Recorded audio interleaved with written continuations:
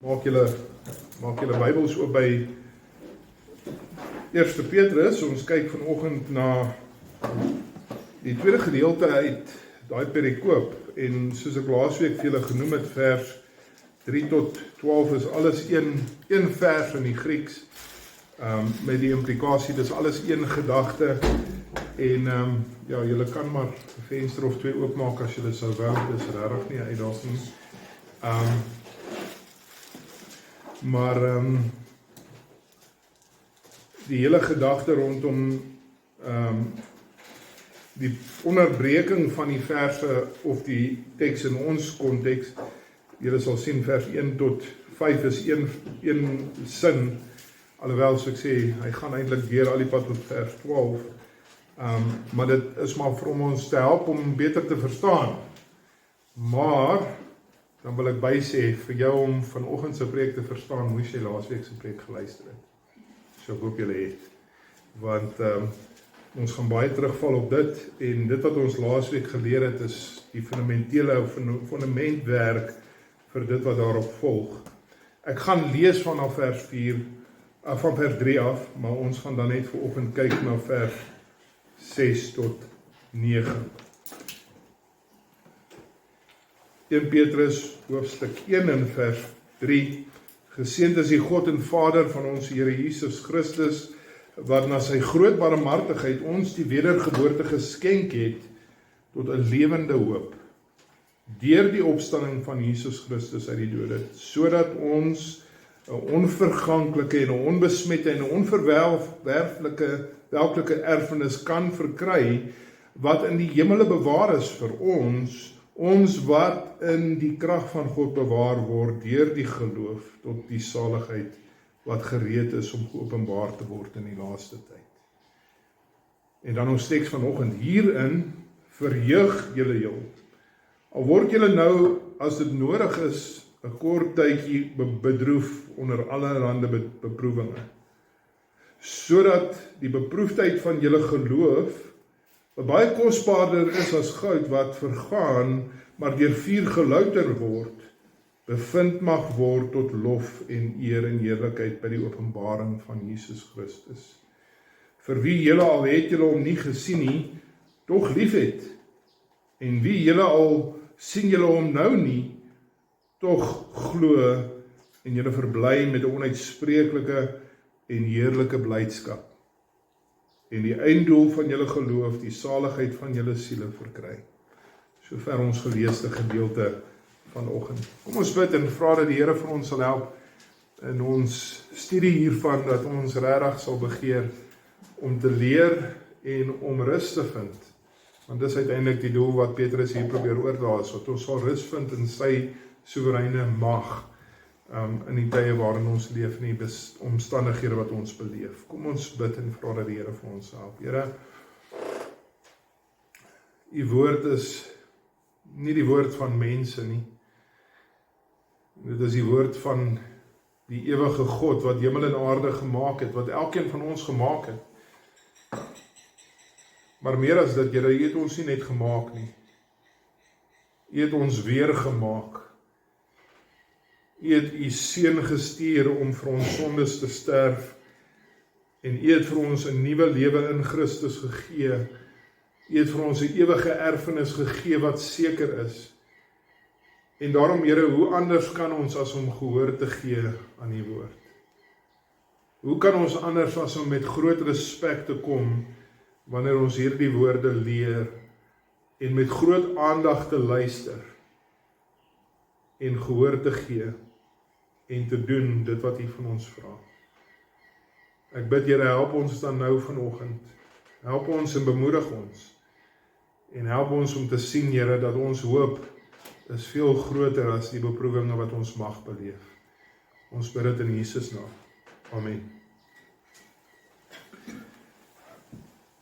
Nou, ek dink, dit klink seker maar vir sommige mense soos net mooi woorde, sentimentele woorde as ek sê, jy moet jou vreugde vind in die Here wanneer jy deur beproewing gaan.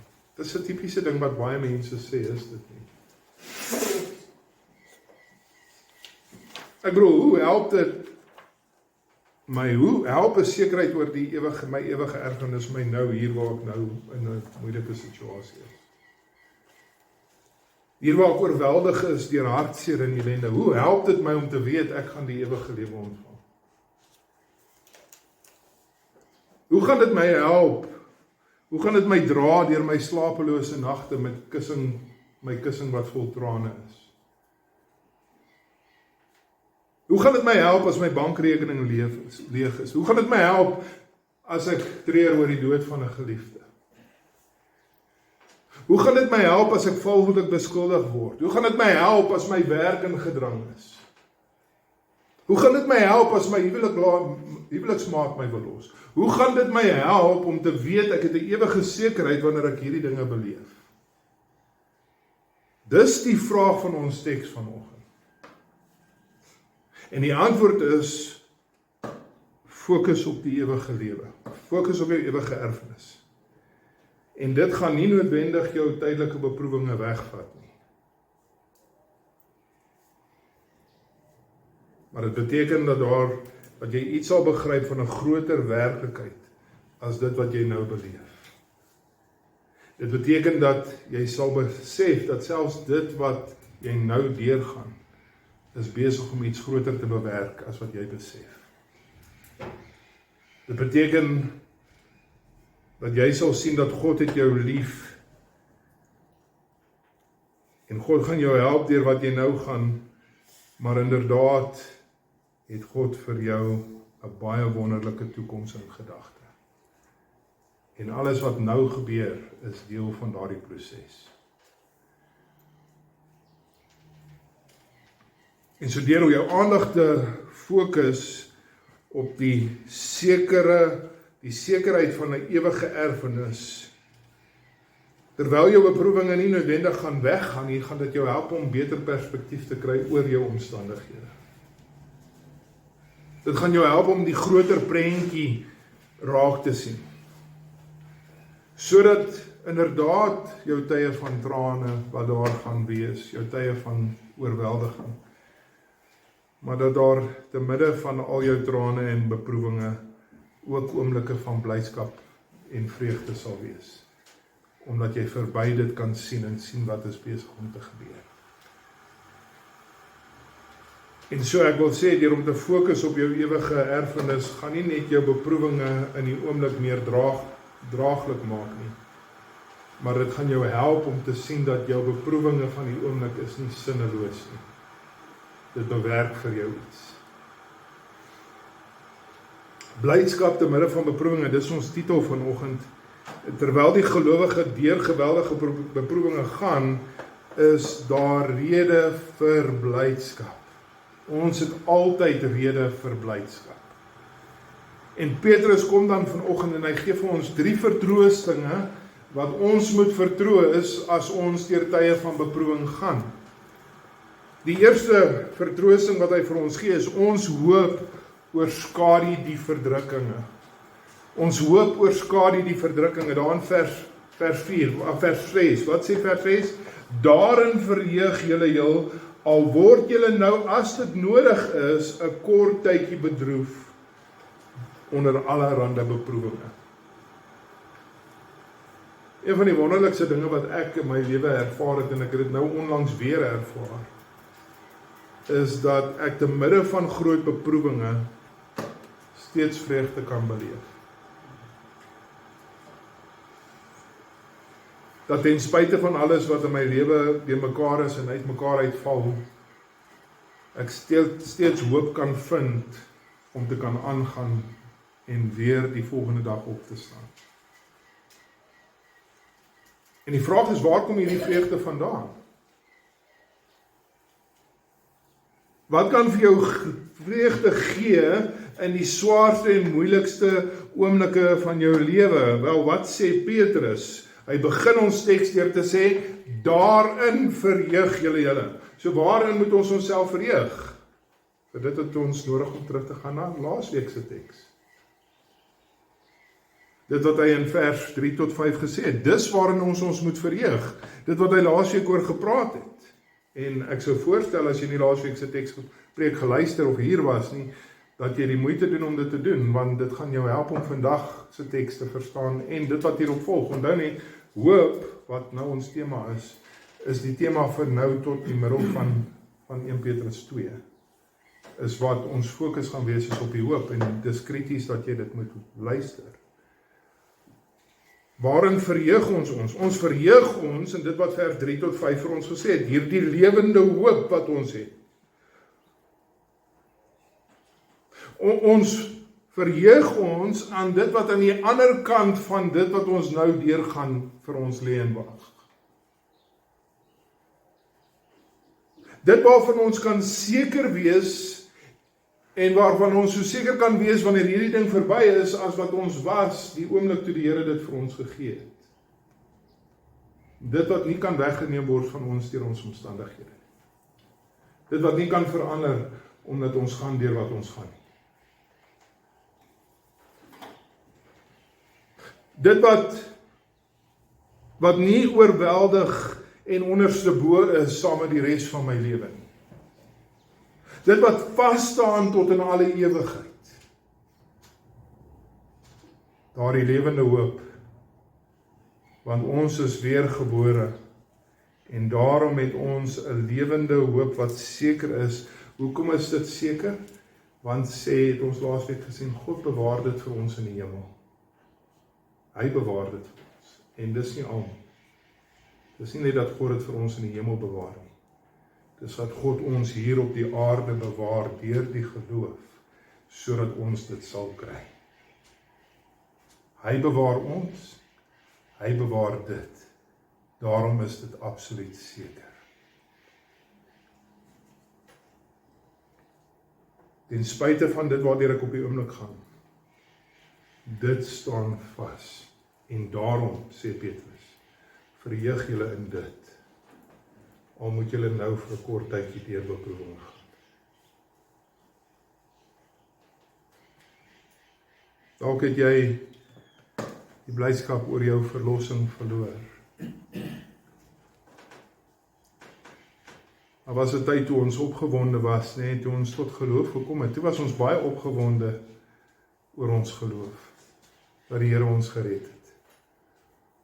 Dis soos die tronkbewaarder daar in Filippi, toe hy tot geloof gekom het, Handelinge hoofstuk 16 vers 34 sê vir ons, dat hy het hom verheug met sy hele huisgesin, dat hy tot geloof in God gekom het. Kan jy dit nog onthou? Daardie oomblik toe jy tot geloof gekom het, toe jy die Here gevind het. Die opgewondenheid wat daar by jou was, die opgewondenheid wat daar was by die mense om jou. Toe daardie jeugdige dag, toe God jou wat dood was, lewend gemaak het, soos Efesiërs hoofstuk 2 vers 1 vir ons sê. En daar sal 'n dag wees wanneer ons weer so opgewonde sal wees oor ons verlossing, die dag wanneer ons die Here Jesus Christus sien. 1 Petrus 4 vers 13 sê dat eendag wanneer Jesus terugkom, sal daar weer oorweldigende blydskap wees oor ons verlossing. Maar wat van nou? Wat van tussen jou dag van jou wedergeboorte en die dag van die wederkoms van die Here? Wat van nou? Is jy opgewonde oor jou verlossing? Is jy opgewonde as jy terugkyk en sien wat die Here vir jou gedoen het?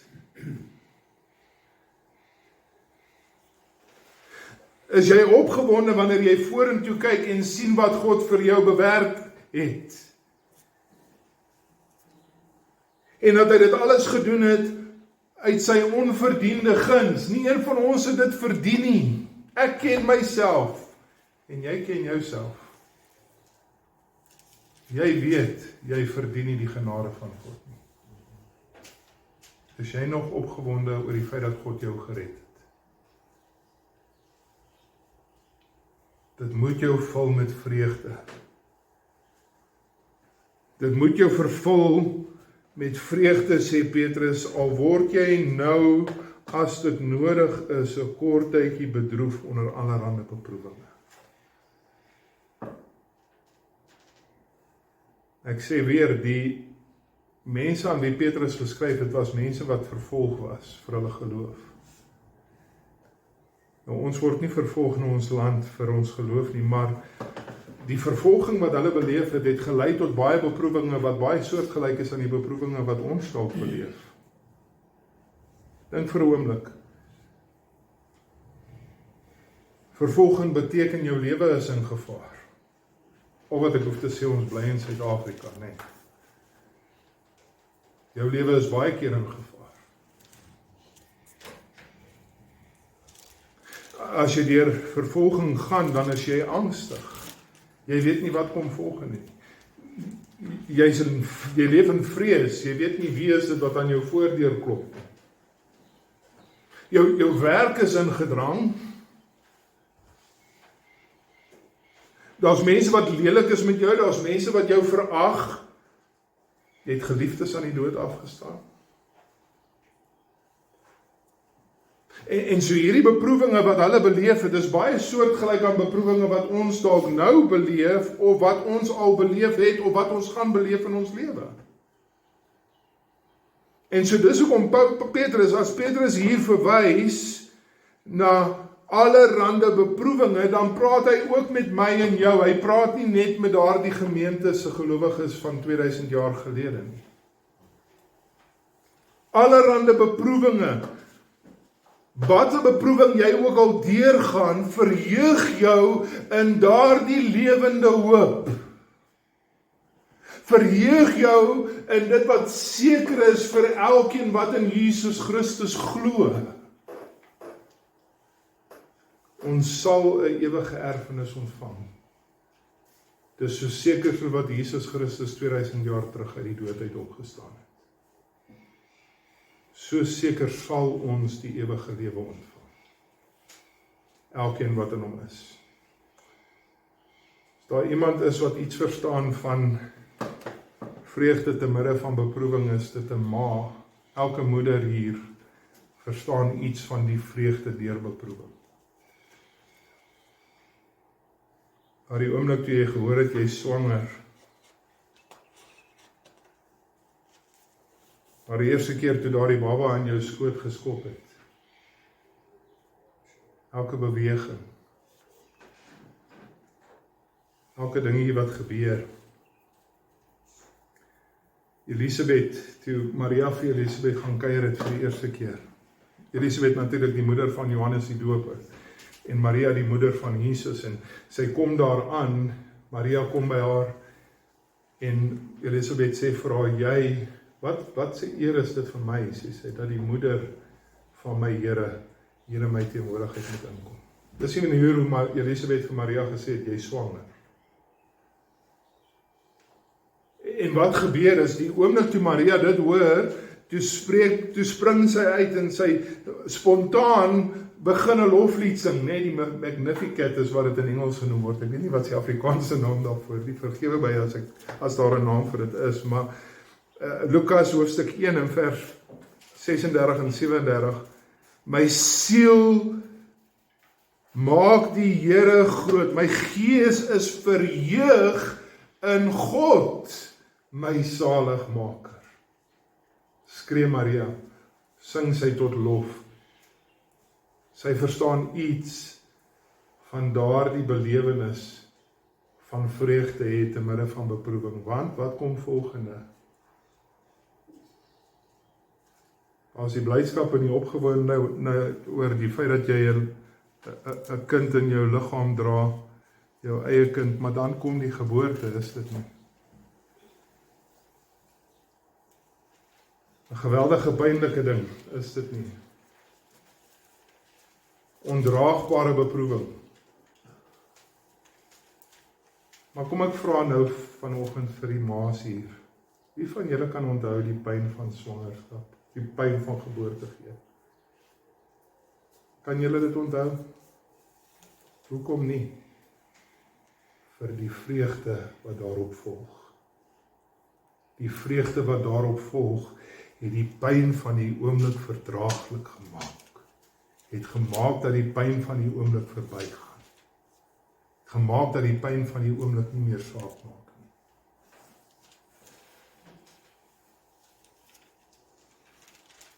die opgewonde vreugde. 'n Vreugde wat net 'n ma verstaan. 'n Pa verstaan dit nie so heeltemal nie. Net 'n ma verstaan. Daardie uitsonderlike vreugde. Jou kind. Jou eie kind, vlees van my vlees.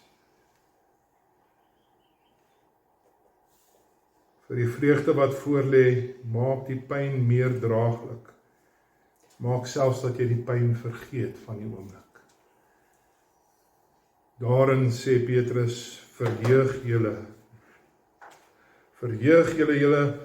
in die lewende hoop, verheug julle in julle ewige erfenis, al word julle nou, as dit nodig is, vir 'n kort tydjie, bedroef deur allerlei beproewinge. Hebreërs hoofstuk 12 en vers 2 sê vir ons dat Jesus het vir die vreugde wat vir hom voorgehou is, het hy die kruis verdra, die skande verag.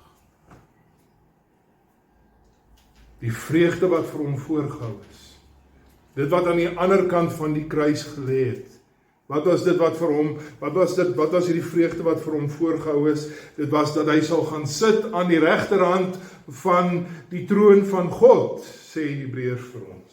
Dis wat vir hom voorgehou is. En daarom het hy die kruis verdra. Daarom het hy die skande verag. Want hy het geweet, die hoop wat aan die ander kant lê, maak dit die moeite werd.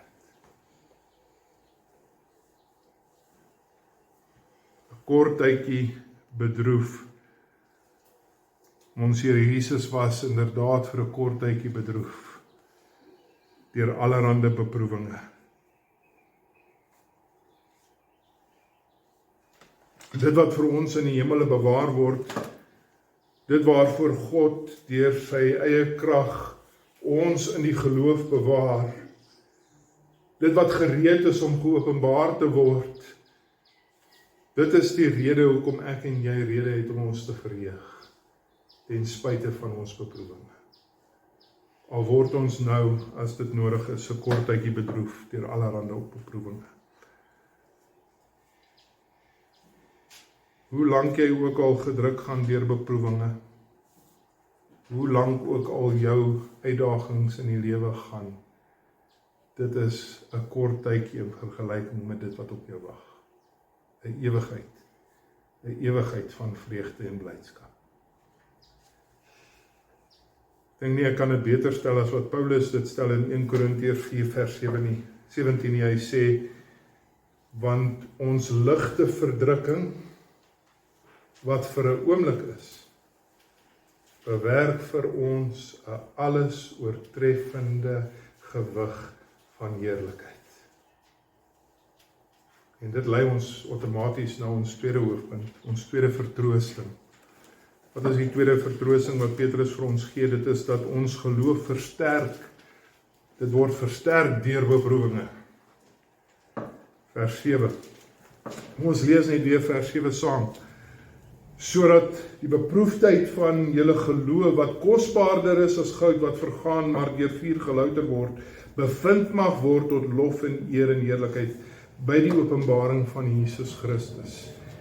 Nou laasweek in vers 5 het ons gesien, het ons nie dat ons word deur God se krag bewaar, hy bewaar ons ewige erfenis en ons vir ons ewige erfenis deur die geloof, deur ons geloof. Deur ons in die geloof te hou, dis hoe hy ons beskerm. En so God se krag hou ons in die geloof, en God se krag is dit wat ons in die geloof hou tot aan die einde toe.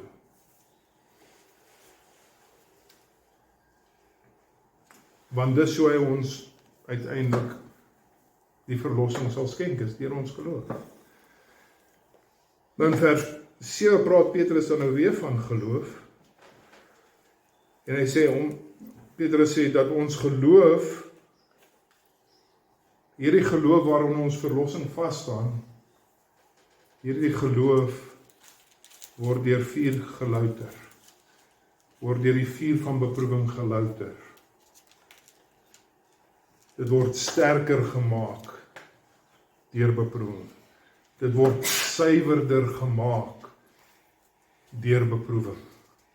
Dit wat jy deurgaan, maak jou geloof sterker. Dit waar jy deurgaan, maak jou geloof suiwerder. Ons bly ek bly nie hier nie, maar ons is op die oomblik in Boksburg, is ons nie. En oral in Boksburg, Brakpan, Benoni, julle het nie myne nie, né? Het julle? Ja.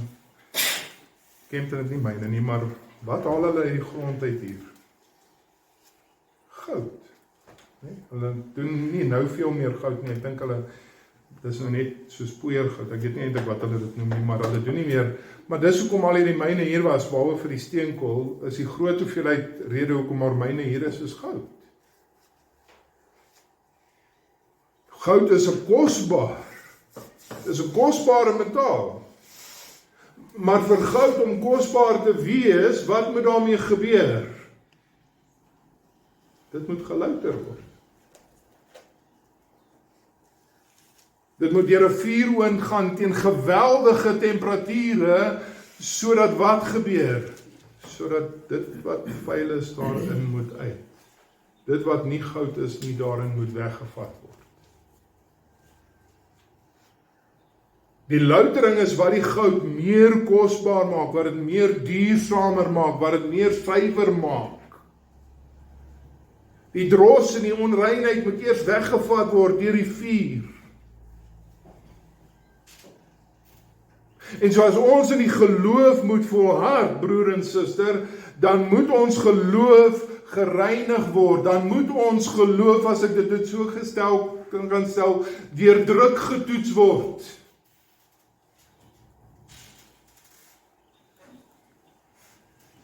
Dit moet deur die vuuroond van beproewing gaan. En dit moet deur die vuuroond van beproewing gaan, nie net sodat jy kan oorleef en die ander kant uitkom nie. Jy moet deur die vuuroond van beproewing gaan, sodat jy aan die ander kant kan uitkom suiwerder en met 'n sterker geloof as voordat jy daarin gegaan het. Dis wat met ons gebeur elke keer wanneer ons deur beproewing gaan. Ons word gereinig van sonde. Ons geloof word versterk, sodat ons, soos wat die res van die vers sê, bevind mag word tot lof en eer en heerlikheid by die openbaring van Jesus Christus. En so hierdie kort tydjie van allerhande beproewinge, hierdie ligte verdrukking van die oomblik, soos 2 Korintiërs 3 vers 5-14 dit sê, bewerk vir ons 'n alles oortreffende ewige gewig van heerlikheid. As die gelowige aan Jesus Christus vashou, as jy jou hoop vestig op die sekere ewige erfenis wat jy in hom gaan kry, en sodoende die toets van die vuuroond van loutering deurstaan, dan is dit die getuienis dat jou geloof is opreg. Ware geloof sal die toets van beproewing deurstaan. Ware geloof sal beter uitkom aan die ander kant van beproewing. Ware geloof sal suiwerder wees wanneer ons hierdie beproewing gegaan het. Dis die getuienis van ware geloof.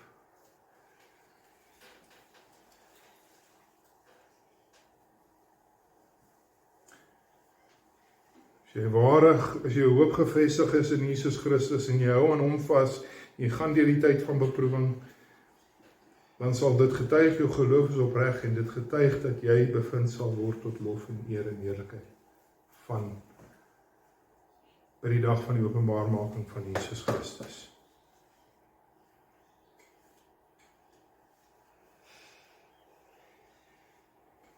Dit getuig daarvan as jy die beproewing deurstaan. Dit getuig daarvan as jy die beproewing nie net deurstaan nie, maar groei in jou geloof, dan getuig dit dat jou geloof is nie vals nie. Dit beteken jou geloof is nie waardeloos nie. Dit getuig daarvan dat jou geloof is inderdaad kosbaarder as goud, wat deur vuur gelouter word.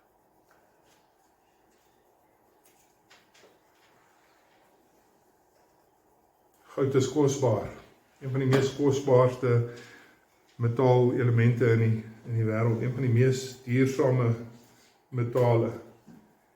Maar hier's die ding, nee, goud, so kosbaar as wat dit is, goud gaan nie vir ewig hou nie.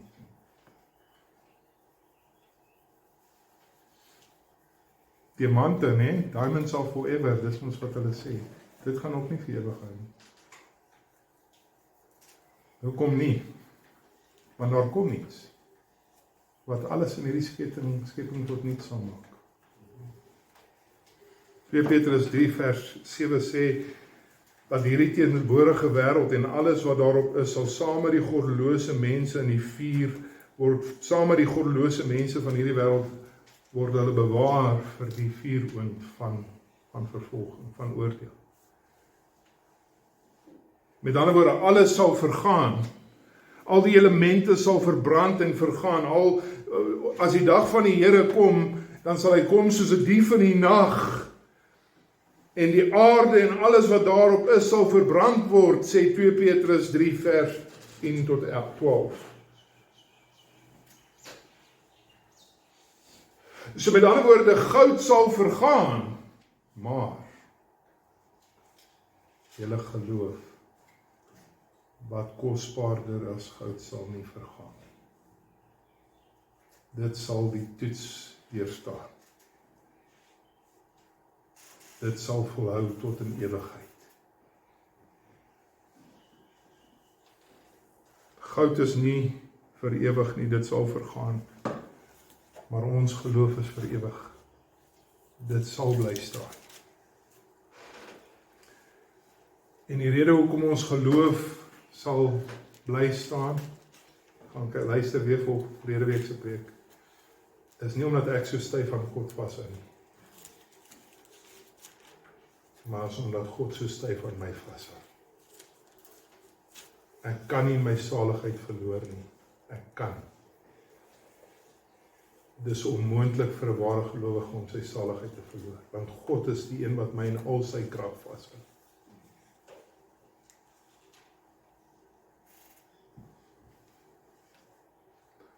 Ons erfenis is onverganklik, onbesmet, onverwelklik.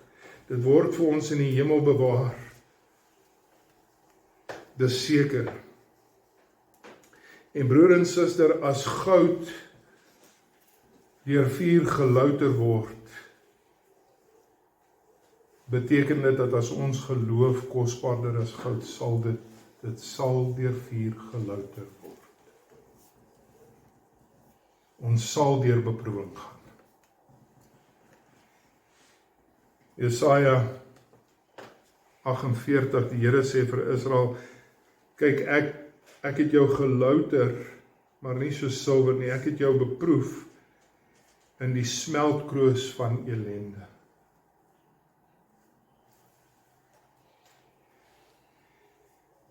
Handelinge hoofstuk 14 vers 22, belangrike vers, ons vergeet hierdie vers, Handelinge 14 vers 22, ons moet deur baie verdrukking die koninkryk van God ingaan.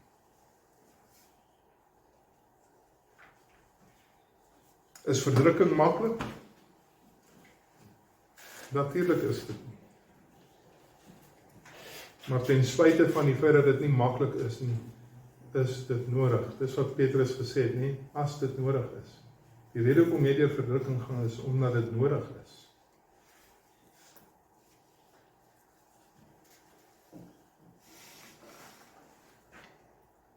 In Markus hoofstuk 8 vers 31 sê Jesus oor sy eie lyding.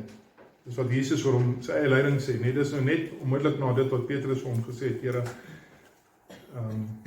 dit sal nie ek nooit toelaat nie, wat die Here vir hom gesê het, jy is vir my 'n struikelblok, onthou? 'n Paar weke terug het ons daarna gekyk. Wat sê Jesus oor sy eie lyding? Hy sê die seun van die mens moet ly. Moet baie ly. En verwerp word, en gedood word, en op die 3de dag opstaan. Hy moet, Hoekom moet Jesus Christus dit deurgegaan het? Hoekom is dit nodig gewees vir ons verlosser om gekruisig te word en deur al daardie geweldige dinge te gaan wat daarmee gepaard gaan, wat ons nie moet vergeet nie, die grootste deel van die lyding van Christus was daai, my God, waarom het U my verlaat? Hoekom moes Jesus Christus deur lyding gaan? Want anders het ek en jy nie 'n verlossing gehad. Dit was nodig vir ons verlosser om te ly, sodat ons 'n verlossing kan hê, sodat iemand vir die prys vir ons sondes kon betaal. En net so is elkeen van ons se beproewinge nodig, elkeen van ons se lyding is nodig, want ons geloof het nodig om versterk te word. Ons geloof het nodig om gereinig te word van alle ongeregtigheid, alle sonde en onreinhede in ons lewe.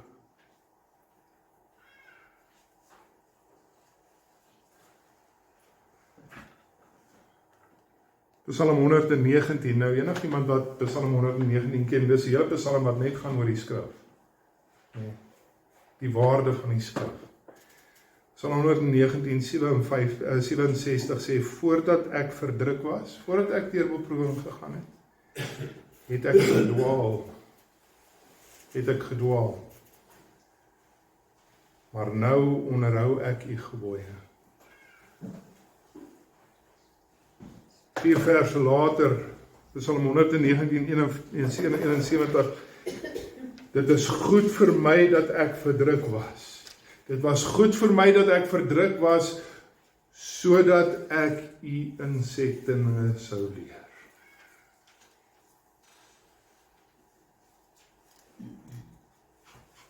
En omdat dit waar is, dat ons nodig het om deur beproewinge te gaan, daarom sê Petrus, gaan hy nog vir ons sê in 1 Petrus 4 vers 12, gaan hy vir ons sê, geliefdes, verbaas julle nie oor die vuurgloed van vervolging onder julle wat tot julle beproewing dien, laat ek het weer lees, geliefdes, verbaas julle nie oor die vuurgloed van vervolging onder julle wat tot julle beproewing dien, asof iets vreemds oor julle kom nie. Die punt is, as jy 'n gelowige in Jesus Christus is, dan moet jy verwag. Jy moet verwag dat daar beproewing oor jou pad sal kom, sodat jou geloof getoets kan word, om seker te maak jou geloof is opreg, om jou te help om weg te stap van 'n sondige leefwyse.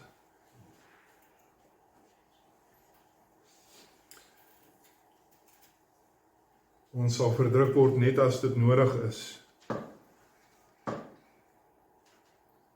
En dit is nodig, want dis hoekom ons daardeur gaan.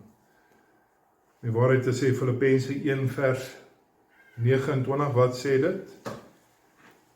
Deur Paulus sê dat God, dat dit self deur God, ter wille van Christus genadiglik aan ons geskenk is, om te kan ly vir Christus.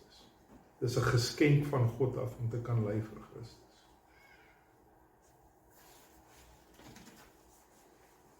Loutering deur die vuuroond van beproewing is nie maklik nie, maar dis nodig. Dit reinig ons van sonde. Dit versterk ons geloof, sodat ons bevind mag word, soos die vers vir ons sê, tot lof en eer en heerlikheid by die openbaarmaking van Jesus Christus. Met ander woorde, sodat ons geloof bevind mag word as ware geloof. Dis wat dit sê. En sodat ons, soos 1 Petrus 5 vers 4 sê, dat ons as daardie opperheer verskyn, as ons Here Jesus Christus op die wolke kom, dan sal ons wat ontvang, 'n onverwelklike kroon van heerlikheid.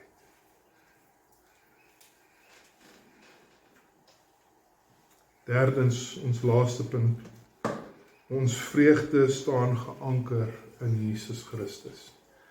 Ons vreugde staan geanker in Jesus Christus, vers 8 en 9. Kom ons lees dit ook net saam.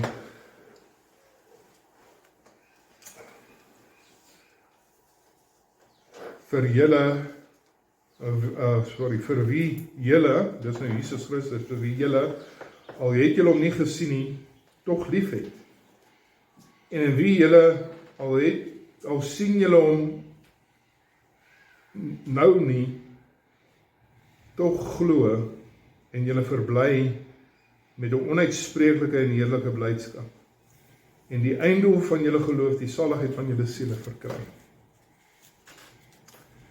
Ons vreugde staan geanker in Jesus Christus, want hier's die ding.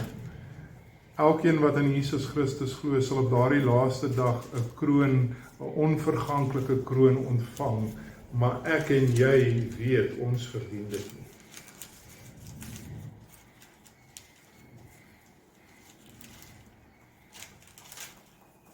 Ons kan dit nie verdien deur ons goeie werke nie. Ons kan dit nie verdien omdat ons so baie gelei het nie. Ons kan dit nie verdien omdat ons die lyding deurstaan het nie. Dis nooit verdienste nie. Dis nooit verdienste nie. En hier's miskien 'n skokkende stelling vir sommige van julle. Jy word nie gered deur jou geloof nie. Jou geloof red jou nie.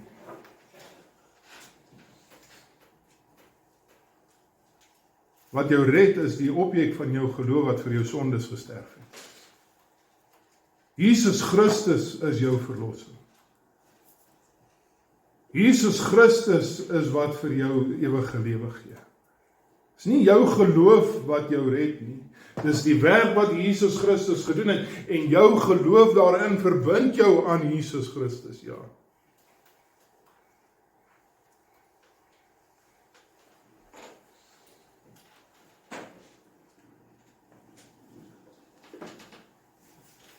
Ons word gered omdat God ons deur geloof aan Jesus Christus vasmaak. Ons verenig met hom wat die werk gedoen het waardeur ons gered is. Met die gevolg, omdat ons nie ons verlossing verdien nie, gaan ons eendag wanneer ons die wêreld van hier af verlaat en ons gaan die ewigheid in. Wanneer Jesus Christus op die wolke kom, gaan ons doen presies wat die ouderlinge gedoen het in Handelinge 4 vers 10 tot 11. Wat gaan ons doen? Ons gaan ons trone voor die troon, ons krone voor die kroon werp en sê, U is waardig.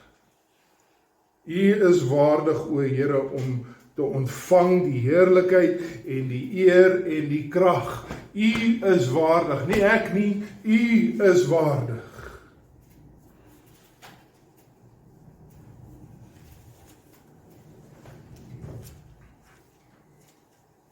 Maar hier's die wonder van geloof. Die wonder van geloof is dat ons hom wat ons nie gesien het nie liefhet. Die wonder van geloof is dat hom, al sien ons hom nie nou nie, dat ons in die geloof bly. Dat ons verbly met 'n onuitspreeklike en heerlike blydskap, ten spyte van die feit dat ons die objek van ons geloof nie sien nie. Dis die wonder van geloof. Petrus het natuurlik die Here Jesus gesien, nie, hy het hom gesien, nie net die Here Jesus gesien nie, hy het die Here Jesus gesien in al sy heerlikheid, daar op die berg van verheerliking, onthou julle. Markus hoofstuk 9. En hy het Jesus Christus gesien met sy hemelvaart, toe hy in die wolke opgeneem is in Handelinge hoofstuk 1 vers 11. En so wat ek wil sê, ons moet raak sien, is Petrus kom as een wat gesien het. Hy kom as een wat gesien het en hy glo. Maar onthou julle wat die Here vir ongelowige Thomas gesê? Onthou julle? Vir ongelowige Thomas sê die Here Jesus in Handelinge 20 vers 29, Thomas, omdat jy gesien het, glo jy? Salig is die wat nie sien nie en tog geglo het. Salig is die wat nie gesien het nie en tog geglo het. Hier is die ding. Die gelowiges aan wie Petrus geskryf het, nie een van hulle die opgestane Here Jesus Christus gesien nie. En nie een van ons wat hier sit, Nie een van ons wat hier sit, het die opgestaane Here Jesus Christus gesien nie. En tog het ons hom lief. En tog glo ons. En die Here Jesus self het vir Thomas gesê, ons is beter as hy. Ons is meer geseënd as hy.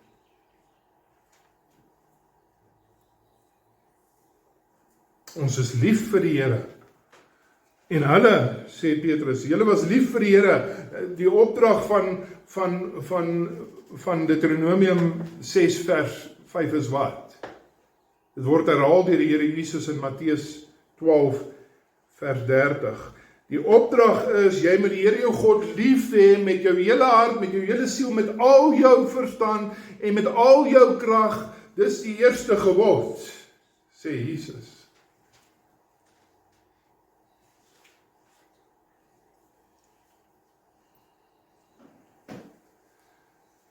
Petrus sê, julle is lief vir hom. En dan wil ek nou vir jou sê, as jy lief is vir Jesus Christus, dan moet jy lief wees vir sy woord. Dit kan nie anders nie. Dis hoe mense sien of jy regtig lief is vir Christus. Jesus self sê in Johannes 14 vers 23, as iemand my lief het, sal hy my woord bewaar. In 1 Petrus 2 vers 2 sê hy dat jy sal sterk verlang na die onvaste, onvervalste melk van die woord, sodat jy daardeur kan opgroei. Is jy lief vir die Here Jesus Christus? Is jy lief vir sy woord? En om lief te wees vir sy woord is nie net om dit te lees nie, maar dit te gehoorsaam. Maar nietemin, ons is lief vir die Here Jesus Christus, maar ons is nie net lief vir hom nie. Wat sê die res? Julle glo in hom, julle sien hom nie, maar julle glo in hom. Wat is geloof? Hebreërs hoofstuk 11 vers 1. Dit is 'n vaste vertroue op die dinge wat ons hoop, 'n bewys van die dinge wat ons nie kan sien nie. Dis wat geloof is.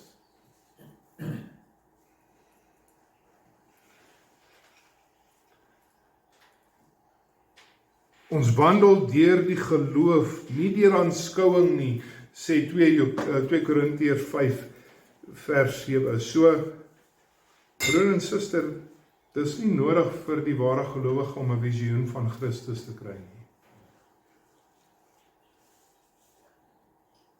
Ons hoef nie een of ander misteriese belewenis te hê sodat ons 'n Christen kan word nie. Want ware geloof is nie 'n sien ding nie, dis nie 'n hoor ding nie, dis nie 'n voel ding nie. Ware geloof is 'n werk wat God hier in my hart kom doen. 'n Werk wat God hier in my hart kom doen. Wat my oortuig dat Jesus Christus is al wat ek het. Hoekom het ek die Here Jesus Christus lief? Hoekom het ek God lief? Kom ek vra vir Jesus, hoekom het ek? In Johannes 4 vers 19, ons het hom lief omdat hy ons eerste lief gehad het. En ons glo, sê Efesiërs 2 vers 8 en 9 vir ons. Hoekom glo ons? Want dis 'n gawe van God. Dis hoekom ons glo. Ons is in die Here Jesus Christus, omdat God ons in Jesus Christus geplaas het. En daarom, sonder om te sien, het ons hom lief. Sonder om te sien, glo ons in hom, want God self het ons aan hom vasgemaak. En daarom het ons hierdie onuitspreeklike en heerlike blydskap waarvan Petrus praat. Ten spyte van dit waardeur ek en jy gaan, het ons hierdie onuitspreeklike blydskap, ten spyte van die stikken, ten spyte van die seer van die lewe, ten spyte van die ondraaglike beproewinge waardeur ons mag gaan, ons het nog steeds hierdie onverstaanbare, onuitspreeklike en heerlike blydskap, wat vasstaan ten spyte van alles in my lewe wat uit mekaar uitval.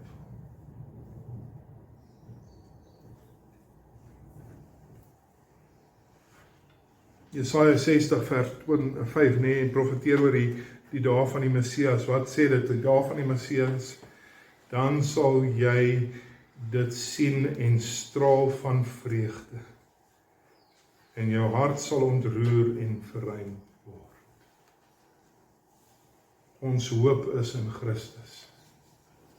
Dit staan vas in Christus. Ons blydskap is nie in ons omstandighede nie. Ons hoop is in die Here ten spyte van ons omstandighede. Want ons vreugde is nie geanker in iets tydelik of iets wat hierdie wêreld vir ons kan gee nie. Ons vreugde is geanker in Jesus Christus. Dis ons hoop. Dis waarvoor ons leef. Dis waarna ons uitsien.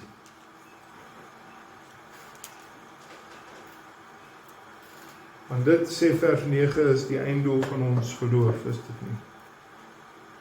Die einddoel van ons geloof is wanneer ons blindheid geopen word en ons kan sien. Wanneer ons wat nie sien kan sien, aanskou ons verlosser. Die einddoel van ons geloof, die saligheid van ons siele.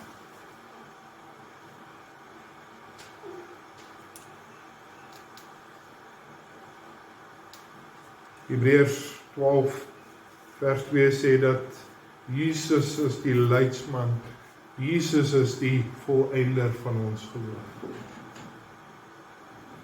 En daarom, omdat Jesus ons hoop is, daarom is vir ons weggelê, sê Paulus in 2 Timoteus 4 vers 8 sê hy, vir ons is weggelê 'n kroon van geregtigheid wat die Here, die regverdige regter, my in die dag sal gee, wanneer hy kom.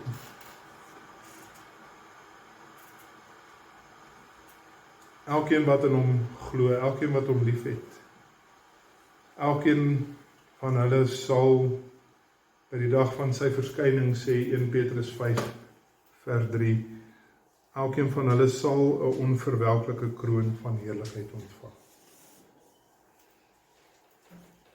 En daarom sluit ek af met dit wat Openbaring 2 vers 10 vir ons sê. Vrees vir niks wat julle sal ly nie. Kyk, die duiwel sal sommige van julle in die gevangenis werp, sodat julle op die proef gestel sal word. En julle sal 10 dae lank verdrukking hê. Wees getrou tot die dood. En ek sal julle die kroon van die lewe gee. Amen. Kom ons sluit die oë.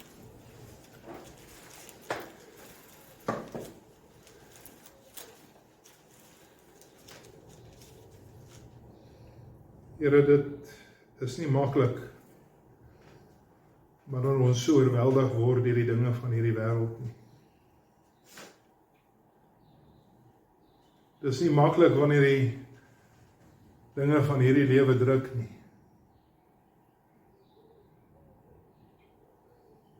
Dit is nie maklik as hierdie lewe skeer wat vir ons kosbaar is. Wanneer dit van ons wegruk, dit wat vir ons belangrik is. Of wanneer hierdie wêreld op ons kop kom spring en ons verneder, of hierdie wêreld kom en hy rig ons skade aan, omdat ons nie soos hulle is of soos hulle dink nie. Maar hier is ons hoop, Here, en ek bid dat U vir ons sal help. Ons hoop kyk verby die ellendes van die Here. En ons hoop sien iets wat heerliker is as wat hierdie wêreld ons kan bied. Selfs goud is nie so kosbaar nie. Help ons, Here, om daarom te volhard, selfs al is dit moeilik. Help ons om die sonde af te sterf, al is dit moeilik. Help ons om te verdiep in ons geloof, al is ons swak. Want ons het geen ander hoop nie, Here. En geen ander hoop wil ons hê as dit wat ons Verlosser ons gebied het. Wat ons het in Jesus Christus nie. Help ons daarom, Here, met ons daaglikse stryd. Versterk ons en dra ons, sodat ons U sal verheerlik en inderdaad verheerlik sal word in U teenwoordigheid op daardie dag. Amen.